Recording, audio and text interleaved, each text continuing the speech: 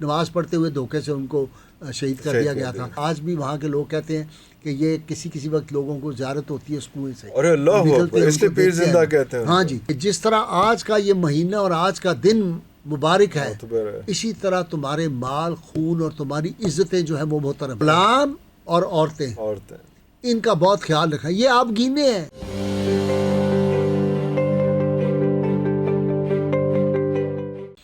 حضرت علی کو ایک بندہ آیا تو حضرت علی کو کہا یار تم اس کو نا پڑھاؤ سکھاؤ. حضرت علی اس کو لے گئے ایک طرف، جا کے انہوں نے یہ حدیث اس کو بتائی، انما الاعمال بالنیات. اس نے سیکھ لی، چلا گیا. چند دن بعد رسول اللہ صلی اللہ علیہ وسلم نے پوچھا کہ علی تمہارے شاگرد کا کیا بنا، کیسی پروگرس جاری ہے؟ انہوں نے کہا جی اس کے بعد تو آئے ہی نہیں. آپ صلی اللہ علیہ وسلم نے کہا اچھا. اتنی دیر میں حضرت علی باہر نکلتے ہیں بازار میں کچھ خریدنے کے لیے. دیکھا تو دور جگہ تھا، اپنی اونٹی کی نکیل پکڑی بازار میں خریداری کر رہا. وہی بندہ. حضرت علی نے اس کو کہا جا کے یار تو چنگا بندہ ہے، اس کے بعد تم آئی نہیں. وہ پہلا سبق لے کے اب اس کا جواب سنیے، کمال ہے. اس نے کہا علی انما الاعمال بالنیات سیکھنے کے بعد کسی اور چیز کی ضرورت باقی رہ جاتی. اللہ اکبر، اللہ اکبر. وہ سبب بھی ہو گیا، سارا کچھ ہو گیا. اس لیے ہمارے تمام محدثین کہتے ہیں کہ 3/4 دین صرف اس حدیث کے اندر ہے. سارے اعمال بیکار ہو گئے اگر آپ کی نیت کھوٹی ہے اور نیت آپ کی ٹھیک ہے تو رسول اللہ یہ ہے خطبہ حجۃ الوداع میں رسول اللہ صلی اللہ علیہ وسلم نے ان کے اندر بجلیاں بھر دی تھی. دیکھیں نا کہاں سے وہ نکلے. میں چین گیا ہوں، چین کے ایک شہر میں گیا ہوں، ہانگ کانگ سے قریب ہے وہ شہر، جہاں یہ ابھی ہمارے میاں نواز شریف وغیرہ گئے ہوئے تھے سارے. وہ انڈسٹریل شہر ہے، بہت بڑا شہر ہے. جی میں نام بھول رہا ہوں. میں وہاں 2-3 دفعہ گیا. وہاں ایک تابعی ہے، ان کا مزار ہے، ان کو کہتے ہیں ابی وقاص. اچھا ہمارے لوگ جن کو نہیں پتا وہ سعد بن ابی وقاص کہتے پھرتے. بڑے بڑے مولوی بھی ہمارے عالم پروفیسر بھی کہتے ہیں. حالانکہ سعد بن ابی وقاص جو ہے جنت البقیع میں مدفن ان کا بنا اور ہارٹ اٹیک سے ان کا انتقال ہوا. تو یہ چائنا میں جو ابی وقاص ہیں یہ بعد کے تابعین کے دور کے ہیں. مسلمان کہاں سے اٹھے، کہاں پہنچے. دنیا کا کوئی خطہ آپ دیکھیں جہاں صحابہ اور تابعین نہیں پہنچے. حضرت عباس کے جو بیٹے ہیں قسم بن عباس، ان کو زندہ شہید کہتے ہیں. ازبکستان جو ہے وہاں پہ میں گیا ہوں تو بخارا کے قریب ان کا مزار ہے وہاں پہ. ہاں دیکھیں وہاں، اور وہاں کوئی جہاز نہیں ہے، وہاں کوئی گاڑیاں نہیں ہیں، یہ اونٹ اور گھوڑے اور پیدل کا سفر ہے. وہاں پہ ان کو کہتے ہیں پیر زندہ پیر کا وہ کنواں جہاں پہ ان کی شہادت ہوئی تھی. نماز پڑھتے ہوئے دھوکے سے ان کو شہید کر دیا گیا تھا. تو وہ ایک کنویں میں ان کا یقین ہے. آج بھی وہاں کے لوگ کہتے ہیں کہ یہ کسی وقت لوگوں کو زیارت ہوتی ہے اس کنویں سے. اور اللہ اکبر، اس لیے پیر زندہ کہتے ہیں. ہاں جی، ان کو اس لیے زندہ کہتے ہیں. تو مطلب کہنے کا یہ ہے کہ کہاں نہیں صحابہ پہنچے. پوری دنیا میں کوئی خطہ ایسا نہیں آپ کو ملے گا جہاں صحابی نہیں پہنچے. یہاں دیکھیں نا جو ہے پاکستان میں بھی یہ جو جگہ ہے صوبہ یہ KPK میں سوابی تو بڑا مشہور ہے. تو اصل میں صحابی سے سوابی بن گیا بعد میں. تو وہاں بھی مزارات ہیں. ملتان میں صحابہ کے مزار ہیں، میں وہاں گیا ہوں. سندھ میں مزارات ہیں صحابہ کے، یہاں آئے ہیں اس دور میں لوگ. تو اسی طرح افریقہ کے آپ جا کے دیکھیں کہاں پہنچے. اسپین میں تو آپ کو پتہ ہی کتنے مسلمان تھے، کتنے وہاں پہ گئے. تو یہ خطبہ حجۃ الوداع جو ہے یہ اتنی بڑی ایک ڈاکومنٹ ہے جس کے بے شمار، جس میں رسول اللہ صلی اللہ علیہ وسلم نے، پھر آپ دیکھیں کہ یہ وہیں رسول اللہ صلی اللہ علیہ وسلم نے کہا کہ میں نے تمہیں پیغام پہنچا دیا سب کو پہنچا دیا. یہ 3 دفعہ پوچھا. پھر آپ نے پوچھا کہ اللہ گواہ رہنا، میں نے یہ تیرا پیغام پہنچا دیا ہے اور تم پہ فرض ہے کہ جو بات تم میری ہے یہ لوگوں تک پہنچاؤ. آپ اور میں بھی آج یہ جو میڈیا پہ کام کر رہے ہیں یہ اصل میں اس فرمان پاک کی کنٹینیوشن، اس سے ہم عمل کر رہے ہیں. صرف مسئلہ یہ ہے کہ ہم زبان سے کر رہے ہیں، کاش ہم سب لوگوں کا عمل بھی اس طرح بھی ویسا ہوتا، پھر نہیں کوئی بچ سکتا. یہ جو ہے نا کہ وہ اقبال نے جو کہا نا کہ نہیں فقر و سلطنت میں کوئی امتیاز ایسا، یہ نگاہ کی تیغ بازی وہ سپاہ کی تیغ بازی. سپاہ کی تیغ بازی تلواروں سے لوگوں کی گردنیں آپ جھکا لیں، دل نہیں جھکا سکتے. اس لیے میرا ایک دعویٰ ہے، میں نے بہت دفعہ یہ کہا ہے کہ کوئی دنیا میں مجھے یہ ثابت کر دے کہ ایک مسلمان 14.5 صدیوں میں زبردستی ہوا ہو، میں اس کو 1 لاکھ روپے دوں گا. یہ میرا ہمیشہ چیلنج ہوتا ہے. وجہ لوگوں کو پتہ ہی نہیں، جہالت کی بات کرتے ہیں، اور جی زبردستی لوگوں کو مسلمان کیا. اسلام لانے کے لیے 2 باتیں شرط ہیں عرفان صاحب.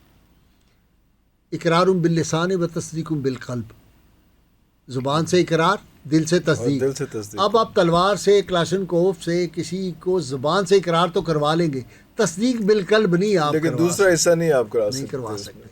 اس لیے مسلمان نہیں کوئی زبردستی ہو سکتی. زیادہ امپیکٹ اس کے یہ جو چیزیں ہیں شاید اس وجہ سے آتی ہیں جو کہا جاتا ہے نا کہ بھئی آپ جب وہ جنگیں ہوئی ہیں اور اس کے بعد وہاں پہ صورتحال ایسی ہوئی کہ آپ نے یا پھر ٹیکس دینا ہے، فدیہ دینا ہے، جنگ کے لیے تیار ہونا ہے، یا پھر آپ نے اسلام قبول کرنا ہے، شاید اس سے یہ بات اتنی ہو رہی ہے. یہ ایسے انہوں نے بنا لی. اس کی ایک بڑی خوبصورت مثال ہے، بہت تاریخی واقعہ ہے. جب فرانس کی اور ترکوں کی لڑائی ہوئی تو فرانس کے تقریباً 20,000 جو تھے وہ قیدی ترکوں نے کر لیے، قید کر لیے. جب قیدیوں کا تبادلہ ہوا، واپس کرنے لگے تو 10,000 جو تھے فرانسی تھے، ان کا ہم نے تو نہیں واپس جانا، ہم نے تو اسلام قبول کر لیا. اس وقت جو تھے، جو بھی میڈیا تھا، BBC تھا، جو بھی اس زمانے میں تھا، وہ سارے آئے. یہ تو کل کی بات ہے. ترکوں جی وہ آئے اور انہوں نے آ کے جب وہ تبادلہ ہونے لگا تو انہوں نے جو جرنیل آیا ہوا تھا فرانس کا، اس سے کہا کہ یہ کیا ہوا جناب، یہ دیکھیں ترکوں کے 10,000 بندے آپ کے جانے کا انکار کر دیا ہے، وہ نہیں جا رہے آپ کے ساتھ، یہاں رہ گئے. اس نے ایک تاریخی فقرہ کہا. اس نے کہا they fed them well but they robbed them of their religion. یہ ان کا حسن سلوک ہے جس نے اس سب کو بدل کے رکھ دیا. دیکھیں نا جو تھا ثمامہ بن اسال، اتنا بڑا آدمی تھا، اپنے علاقے کا بہت بڑا جاگیردار تھا، ایک پورا صوبہ تھا اس کے اندر. وہ جب آتا ہے صحابہ کرام نے گرفتار کر لیا، رسول اللہ صلی اللہ علیہ وسلم کے پاس لائے. آپ نے کہا باندھ دو اس کو. مسجد نبوی میں اس کو پلر کے ساتھ باندھ دیا. آج بھی ثمامہ بن اسال کا جو ہے وہ پلر موجود ہے، ریاض الجنہ میں. بالکل آپ صحیح کہہ رہے ہیں، ریاض الجنہ. اب وہاں باندھ دیا تو رسول اللہ صلی اللہ علیہ وسلم نے اس کو آگے پوچھا، سناؤ ثمامہ کیا حال ہے؟ اس نے کہا چھوڑ دیں، جتنا کہیں فدیہ دے دوں گا، اور اگر آپ مجھے مار دیں گے، بادشاہ ہوں اپنے علاقے کا، پھر ہم بھی بدلہ لیں گے جب ہوگا، میں سرنڈر نہیں کرتا. آپ نے کہا اس کو دودھ پلاؤ، خدمت کرو. پوری اونٹنی کا دودھ تقریباً 20 کلو بنتا ہے، وہ ایک دن میں پوری اونٹی کا دودھ پی جاتا تھا. ایک اونٹنی رسول اللہ صلی اللہ علیہ وسلم نے اس کے لیے مختص کر دی. ہاں جی. دوسرے دن آئے، پھر آپ صلی اللہ علیہ وسلم نے پوچھا ہاں بھی سنا کیا حال ہے؟ انہوں نے کہا میرا وہی جواب ہے، اگر آپ مجھے چھوڑ دیں جتنے پیسے کہیں میں دے دوں گا، اگر مجھے مار دیں گے آپ تو کوئی نہیں، میرا خاندان بدلہ لے گا. تیسرے دن جب آپ آئے تو آپ نے، اس نے وہی جواب دیا. آپ نے کہا چھوڑ دو اس کو، چھوڑ دیا، کھول دیا. آپ نے کہا جاؤ بھی تم آزاد ہو. اب یہ ہے اسلام. وہ باہر گیا مدینہ کے حدود کے باہر، جا کے وہاں نہایا ہے، صفائی کی، کپڑے بدلے، واپس آ گیا مسجد نبوی. اسے کہا جناب مجھے کلمہ پڑھائیں، مسلمان ہونا چاہتا ہوں. میں نہیں جانا.